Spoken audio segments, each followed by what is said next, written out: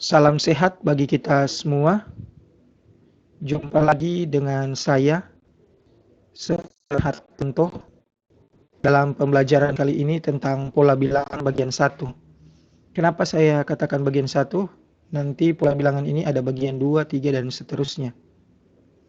Untuk pertemuan kali ini kita akan membahas tentang pola bilangan. Ada beberapa pola bilangan yang akan kita pelajari saat ini. Yang pertama, pola bilangan ganjil. Kita bisa lihat polanya seperti ini. Ini adalah pola bilangan ganjil, itu 1, 3, 5, 7, dan seterusnya. Maka kita bisa ambil kesimpulan, rumus suku Kn-nya adalah UN sama dengan 2N kurang 1. Contoh kalau kita menggunakan rumus ini, misalkan kita menentukan suku ke-50. Berarti kita bisa tulis N-nya kita ganti dengan 50, 2, N-nya kita ganti dengan 50, jadi 2 kali 50 kurang 1. Sama dengan 100 kurang 1, sama dengan 99. Pola bilangan berikut adalah pola bilangan genap. Kita bisa lihat pola bilangannya, 2, 4, 6, 8, dan seterusnya. Dan rumus suku Kn-nya adalah 2N. Jadi kalau kita menentukan suku ke-47, kita hanya ganti N-nya. 2 kali 47 sama dengan 94. Pola bilangan berikutnya adalah pola bilangan segitiga. Kita lihat polanya membentuk segitiga, 1, 3, 6, dan seterusnya. Dan rumus suku Kn-nya adalah N kali N tambah 1 per 2. Jadi N di sini sebenarnya bicara tentang suku keberapa. Berarti kalau kita menentukan suku ke-50, kita cari N-nya jadi 50.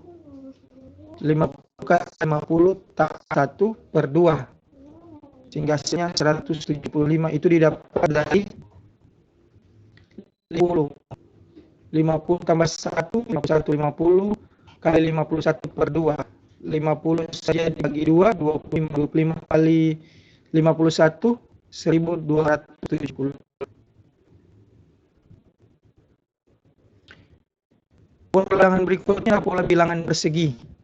Kita lihat di sini persegi 9 dan seterusnya. Rumus suku Kn-nya adalah UN sama dengan N kuadrat. Contoh kita menentukan suku ke-30. Jadi 30 pangkat 2 sama dengan 900. Pola bilangan berikutnya adalah pola bilangan persegi panjang. Membentuk persegi panjang. Contoh 2, 6, 12, dan seterusnya.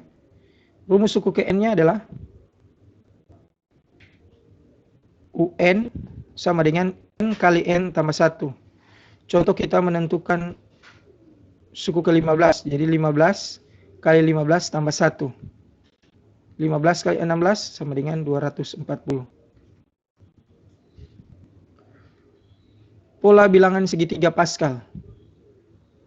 Nah, segitiga Pascal ini adalah segitiga yang dibuat dengan penjumlahan elemen yang berdekatan dalam barisan sebelumnya. Susunan segitiga ini dibuat dengan menjumlahkan elemen yang berdekatan dalam barisan sebelumnya. Perhatikan baik-baik di sini. Di elemen berikut adalah bahan dari elemen-elemen sebelumnya. Ini 1. Kita buat 1. 1 tambah 1, 2. Berikutnya lagi. 3 ini dapat dari mana? 1 tambah 2, 3. 2 tambah 1, dan seterusnya. 1 tambah 3, 4. Nah, untuk pola bilangan segitiga ini sebenarnya dia dipakai misalkan kalau ini 2 pangkat 0. Makanya suku Kn-nya adalah UN sama dengan 2 pangkat N. Coba perhatikan baik-baik. Jika suku pertamanya 0, jadi ini suku pertama adalah 0. Jadi 2 pangkat 0, 1. Kalau 2 pangkat 1, 2. 2 pangkat 2, 4. 1 tambah 2, 3 tambah 1, 4. Perhatikan contoh. Misalkan kita menentukan U3-nya. U3-nya adalah 2 pangkat 3. Maka sama dengan 8. Kalau U pangkat 3-nya kita lihat sini. Suku ketiganya ini 0, 1, 2, 3. Berarti di sini 1, 3, 3, 1 koefisiennya. Coba kita hitung. 1 tambah 3, 4. Tambah 3, 7. Tambah 1, 8. Contoh lagi, untuk memperjelas. U5. Suku kelimanya adalah 2 pangkat 5. Jadi sama dengan 32. Perhatikan, kita coba dengan manual. 0, pangkat 0, pangkat 1, pangkat 2, pangkat 3, pangkat 4, pangkat 5.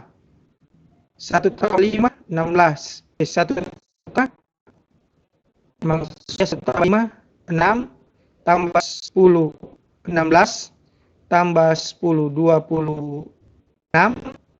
Tambah 5, 31. 1, 32. Nah, sebenarnya pola segitiga Pascal ini juga dipakai dalam polinomial. Misalkan A tambah B kuadrat. Ini kan biasanya A tambah B kuadrat itu sama dengan A tambah B kali A. Ini dikali sebanyak 2 kali. Kalau kita manual, A kali A kuadrat. A kali B, AB. B kali A, AB. B kali B, B kuadrat. Sehingga hasilnya sama dengan A kuadrat tambah A tambah B, AB tambah AB, 2AB tambah B kuadrat. Ini kalau kita manual. Bagaimana kalau seandainya kita ditanya A tambah B pangkat 3? Sama dengan, perhatikan saja, pangkat 3 ini 0, pangkat 0, pangkat 1, pangkat 2, pangkat 3. Berarti ada di sini. 1, koefisiennya 1. Berarti koefisiennya 1, 3, 3, 1. Sehingga hasilnya adalah, kita bisa lihat, 1, 3, 3, 1. Jadi A, pertama kenapa harus A pangkat 3? Karena dipangkatkan 3. Jadi A-nya semakin hari semakin kecil dan B-nya semakin hari semakin besar pangkatnya. Jadi A pangkat 3, A pangkat 2, A pangkat 1, A pangkat 0 kan tetap 1, jadi tidak perlu ditulis lagi di sini. Sedangkan B-nya adalah B pangkat 1, B pangkat 2, B pangkat 3. Jadi kita tidak lagi membuat manual seperti yang di atas. Seharusnya A kuadrat tambah 2AB tambah B kuadrat dikali A tambah B. Akan lebih susah lagi. Bagaimana jika kita ditanya A tambah B pangkat 5? Wow. Pasti akan lebih sakit kepala kita. Tetapi dengan segitiga Pascal kita dibantu. Kita hitung saja dari atas. Kita lihat koefisiennya. Agar lebih mudah. Pangkat 0, pangkat 1, pangkat 2, pangkat 3, pangkat 4, pangkat 5 yang di bawah. Nah, kalau di bertanya pangkat 5. Jadi koefisiennya nanti 1, 5 plus 10, 5, 1. Sehingga hasilnya sama dengan A pangkat 5, koefisiennya 1. 5A pangkat 4B tambah 10A pangkat 3, B pangkat 2, tambah 10 kuadrat, B pangkat 3 tambah A pangkat 4 tambah B pangkat 5. Wow, terlalu susah, perhatikan saja. Perhatikan, ini adalah koefisien yang saya tunjuk ini di mana. Ini 1, 5, ini 10, ini 10, ini 5, ini 1.